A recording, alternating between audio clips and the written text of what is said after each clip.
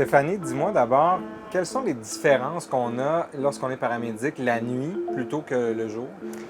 En fait, les différences sont vraiment au niveau des appels. Souvent, la nuit, on a plus d'appels pour des intoxications, surtout les vendredis, samedis.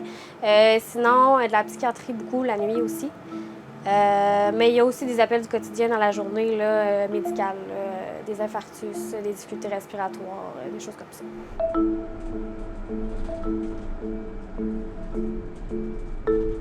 Explique-nous un petit peu qu'est-ce qu'on va vivre ce soir.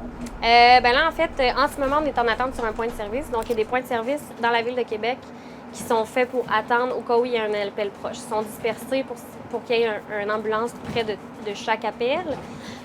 Aussitôt qu'on a un appel, on en prend connaissance sur le RAO, une espèce d'ordinateur en avant qui nous dit l'adresse, le pourquoi de l'appel, la priorité. Si c'est une priorité 0 ou 1, c'est qu'il y a un danger pour la vie. Donc là, on y va avec flash sirène sur l'appel.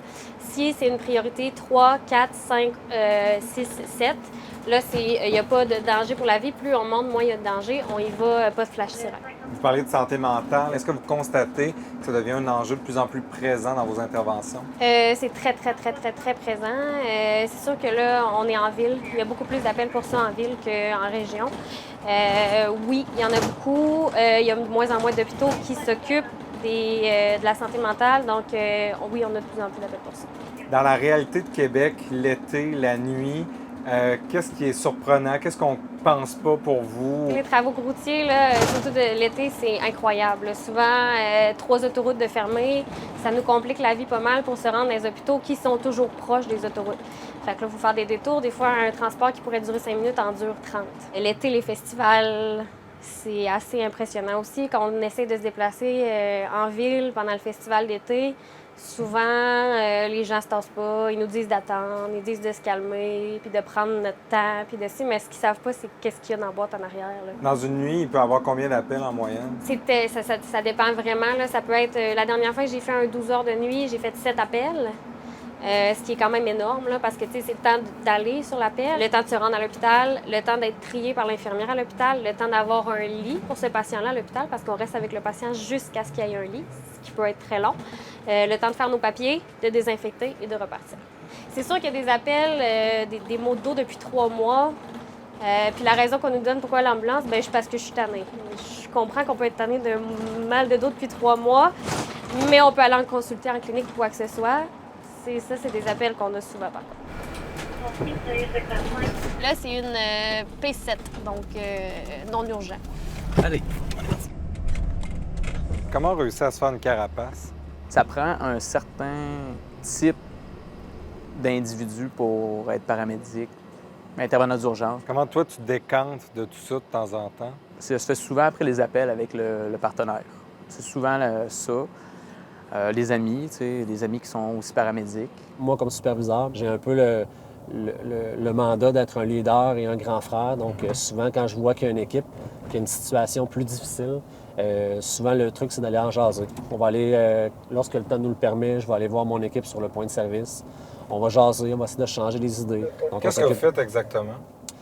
Moi, dans le fond, je suis superviseur de nuit à temps plein. Donc, moi, je travaille seulement de nuit. Je vais être comme le leader de mon équipe. Donc, j'ai un peloton, j'ai des paramédics qui travaillent toujours sous ma gouverne. Oui, je vais être leur supérieur immédiat, je vais être leur patron, mais je vais les encadrer sur les appels aussi.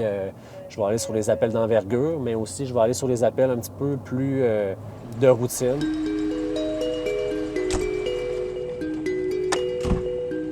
Les paramédics, souvent, on est là pour aider les gens, oui.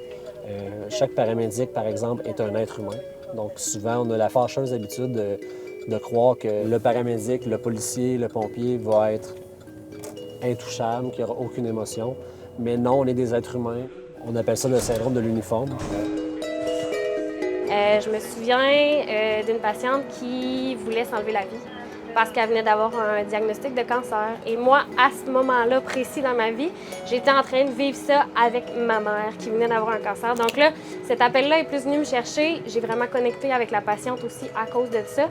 Puis en arrivant à l'hôpital, elle m'a pris dans ses bras, elle m'a dit « Tu viens de me sauver la vie, je veux plus m'enlever la vie. » Mais moi, cet appel-là est venu me chercher. Quel type d'intervention ou d'appel vient te chercher le plus? De la misère sociale, personnes âgées qui sont isolées, qui sont seules, qui n'ont pas trop de moyens. C'est souvent les appels qui viennent un peu plus me chercher.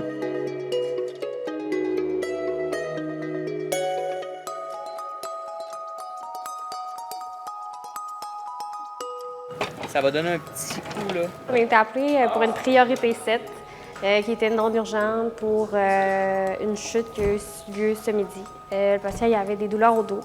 Il était connu pour des hernies. Donc, en fait, probablement que c'est juste son hernie qui a coincé encore plus. Il était en grosse douleur du pourquoi de l'appel. Fait qu'on l'a apporté, puis il va se faire soulager ici.